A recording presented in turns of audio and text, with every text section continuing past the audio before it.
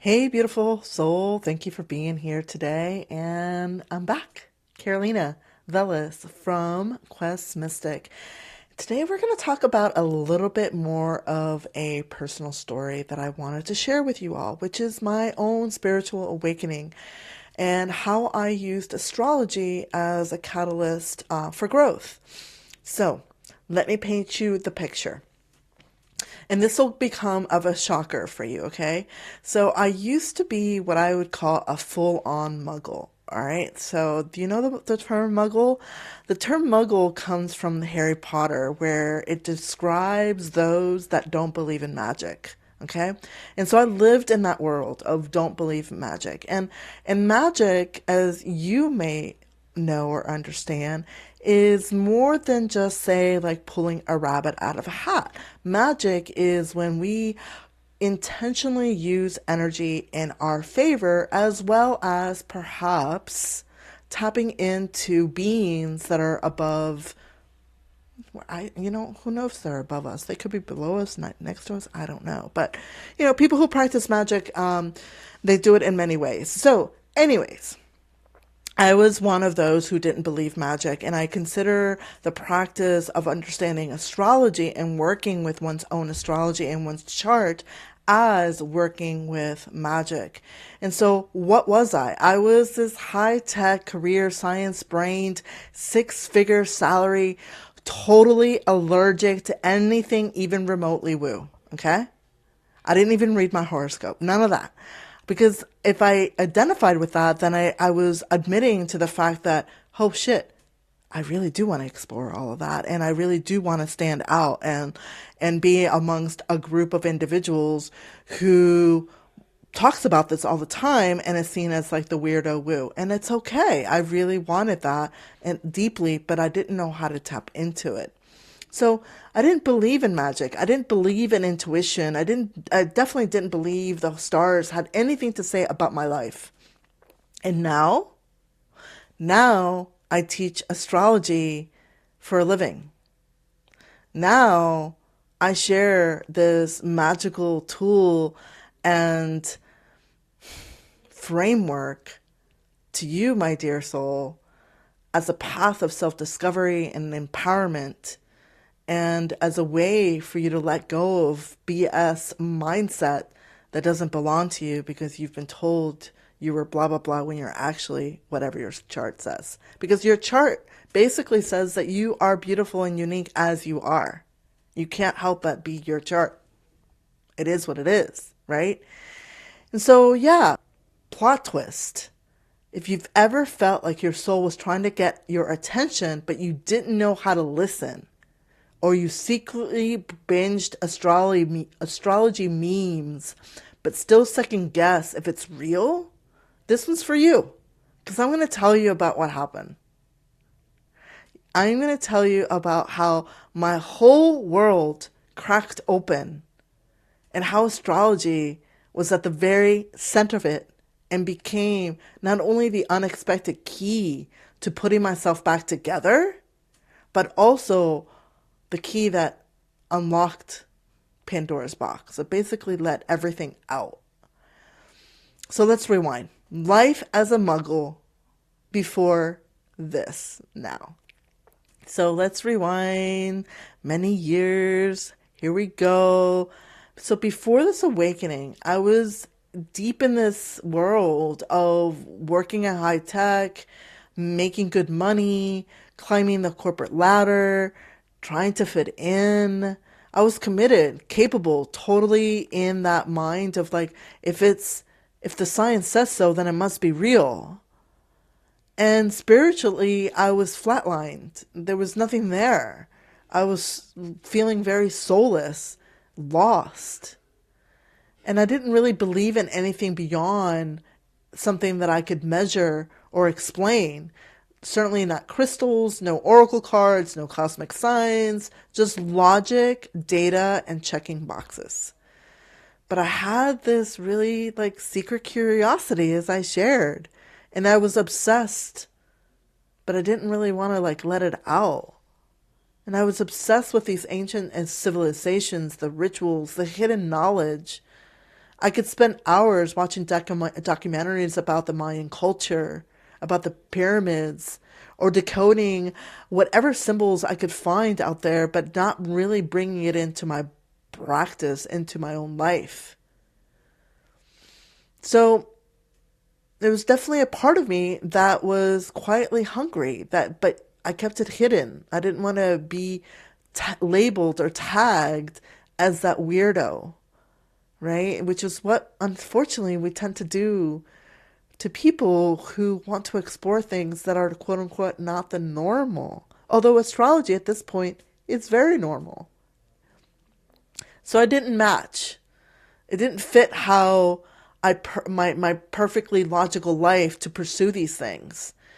And then there was the wake up call. So then the universe decided, like, let's crack this a little bit open. And astrologically, what was happening, it was my Uranus opposition around age 42. And the Uranus opposition is when the planet Uranus, I know, giggles, la ha ha, returns to a place that opposes your natal Uranus, okay?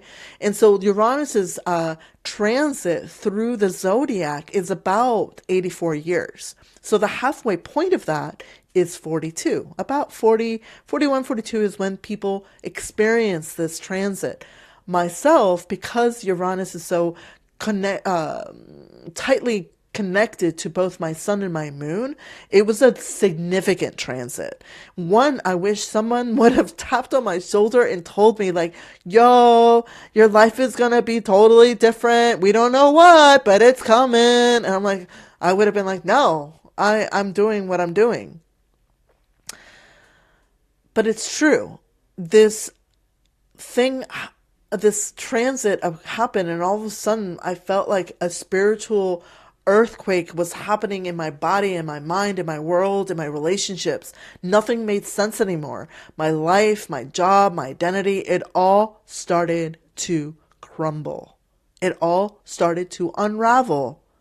And I kept telling my therapist, I'm not being authentic. I'm not being authentic. I don't know what that meant, but it just felt like I'm not being authentic. And that really haunted me. Eventually, what I did is I left my 6-figure job, the title, and the supposed safety for the unknown.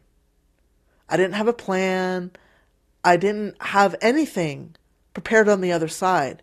I just knew I had this deep, deep aching knowing that I couldn't keep doing life as it was, like I was doing.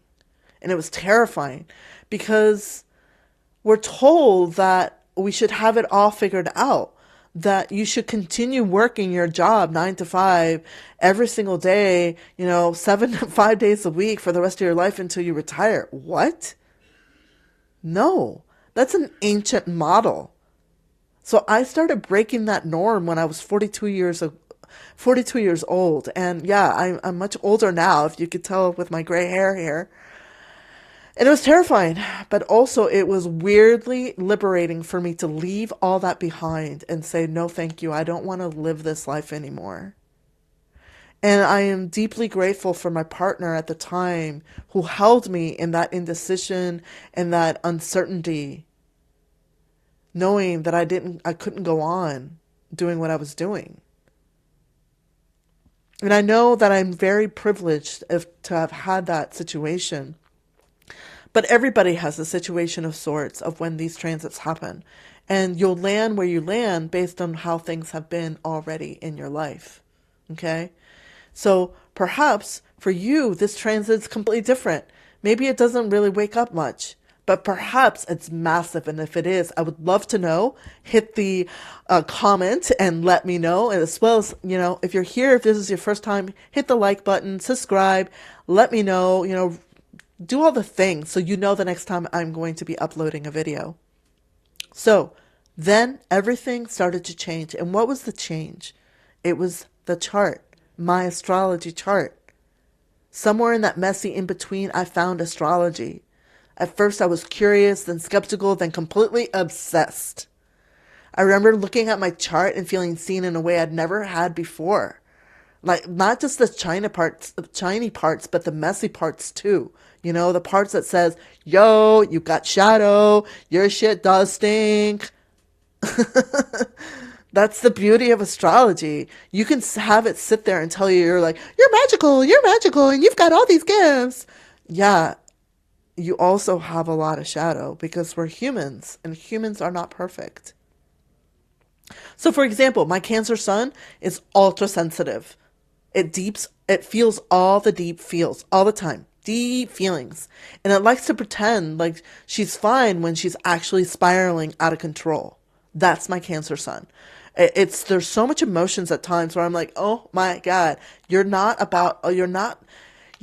them. You're not meant to pick up these emotions and the feelings that are happening around you. It's not about you.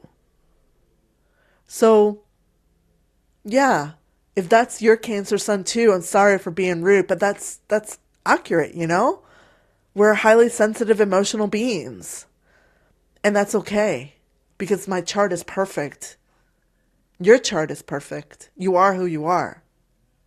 And it was a confronting and uncomfortable, but also deeply healing process of self-discovery and of learning my chart, of seeing what was what.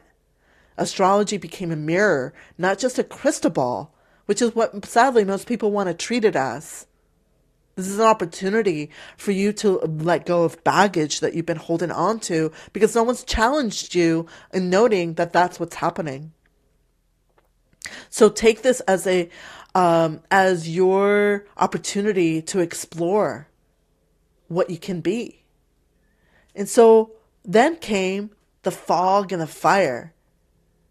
From 2011 on, Neptune entered Pisces. It just recently entered Aries. So 2011 began this whole Piscean returning to spirit connection transit where all around me in my community, more and more people were turning into spirituality, okay, into the woo. It's where all these words are coming from. And as it started transiting my first house, and if you speak astro, you know that's no joke. When a planet such as Neptune or Uranus or Pluto transits your first, that's a big deal because the transits don't last a day. It lasts years. And so for the rest of you, it was like being wrapped in a fog. If you don't know what Neptune and Pisces means, I felt like I couldn't see anything in front of me. I just knew that everything around me, myself, was getting softer and softer, and I kept asking more of the question of, why am I here? What is this about? So yeah, that beautiful Neptunian energy just dissolved everything I thought I was. That's when I got really deeper into my practices of spirituality, of maintaining myself, of navigating this world with meditation, with sound healing, with dance, with psilocybin plant medicine, with journaling, with silence. And it was dreamy and beautiful and at the same time really disoriented, and I felt lost. I was deeply confused during those years. I felt like I was floating through life with no ground underneath me. And then Saturn finally entered Pisces in 2023, March of 2023, and life finally moved forward. With Saturn's transit into my first house, it was like finally hitting that gas on my dreams where I was like, oh, finally I can actually like see where I can go because there was so much fog in front of me. That structure, that drive, that purpose, that slow burn of it's time now. Thank goodness. Here I am, ready to move forward with my dreams that I've been sitting on and pondering, where should I go? Where should I go? And Saturn finally gave me that reality check of now's the time. And so I stopped waiting and I started teaching. Today, I run the Unveil Path Circle and create resources through Quest Mystic, my brand, my blog. I teach astrology to other spiritually curious women who are asking the same question I once did. Who am I really? And more importantly, who am I becoming? Astrology isn't about fate. It's about remembering. It's about reclaiming. It's a language for the soul. And once I started speaking it, I could never unknow what I knew. Like I couldn't go back. I can't go back to another version of myself where I didn't have this as part of my knowledge. And it's a knowledge that I want to share with you. I want to share this passion with you and seeing the world through this lens. So yeah, that's how a loving, logic-loving tech girl became an astrology teacher. I didn't expect it to find myself in the stars, but they were always waiting for me. You know, they're waiting for you too. And if you're on your own foggy middle journey, if you're craving something real, something ancient, something that speaks to the core of who you are, trust that bug. If you're not lost and you're feeling you want to play, join me. But remember, regardless of what's happening, you're not lost. You're remembering. You're taking time out. You're discovering yourself. And you're coming back to who you're meant to be. And I'm so glad you're here. So if this resonated with you, drop a comment below, share your own awakening with me, or just say hi. And let's keep this conversation going. So you can follow me on Facebook as well. I have a Facebook group. It's questmystic.com/Facebook. You can join me in my membership, and that's questmystic.com/join UPC. It's a low-cost membership because I want to make this accessible to all. And in the show notes, there will be a link to a freebie for you to start your journey with me. And with that, my friend, I am complete. Hit the like button, subscribe, and I can't wait to see you again. Thank you so much for listening to my story. I'm going to continue sharing this because I am developing a podcast as well. I know that my stories are valuable. I know that what I went through is unique. I also know that many of you are also going through this, and in some ways, I'm not so unique, and that we're all meant to bond together and help each other out through these trying times.